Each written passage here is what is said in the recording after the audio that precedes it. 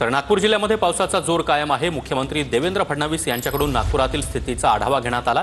फडणवीसांनी जिल्हाधिकारी त्याचबरोबर पोलीस पालिका आयुक्तांकडून पूरस्थितीची माहिती घेतलेली आहे। सध्या परिस्थिती नियंत्रणात आहे। एसडीआरएफ आणि एनडीआरएफ सज्ज असल्याचं मुख्यमंत्री फडणवीसांनी म्हटलंय। तर नागरिकांनी सुरक्षेची काळजी घ्यावी असं आवाहन देखील फडणवीसांनी केलं आहे। तर देवेंद्र फडणवीस यांच्याकडून आढावा घेण्यात आलेला आहे। नागपूर जिल्ह्यातील पूरस्थितीचा मुख्यमंत्री फडणवीसांनी आढावा घेतला आहे। जिल्हाधिकारी, महापालिका आयुक्त आणि पोलीस आयुक्तांकडून फडणवीसांनी आढावा घेतला आहे।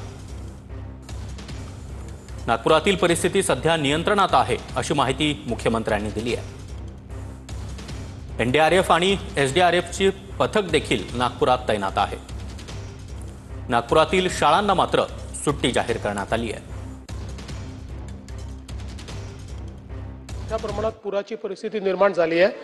तथापि ज्या ठिकाणी एसटीच्या बसेस अडकलेल्या होत्या तिथल्या पॅसेंजर्सला काढून तिथल्या नजीकच्या शाळेमध्ये त्यांना रात्री ठेवलं, त्यांची सगळी व्यवस्था केली। आता त्यांना पाठवण्याची व्यवस्था केलेली आहे। गडचिरोलीपासून नागपूरकडे वाया आरमोरी जो रस्ता आहे तो रस्ता बंद आहे। जो रेग्युलर रस्ता आहे तो अजून सुरू आहे। त्यामुळे आता त्या रेग्युलर रस्त्याचाच वापर चाललेला आहे।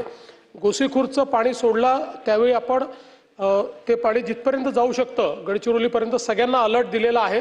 त्यानुसार त्याची कारवाई चाललेली आहे। नागपूर शहरातही सखल भागामध्ये खूप मोठ्या प्रमाणात पाणी गेलेलं आहे। त्याच्यामुळे तिथेही काही रेस्क्यू ऑपरेशन आपल्याला करावं लागलेलं आहे।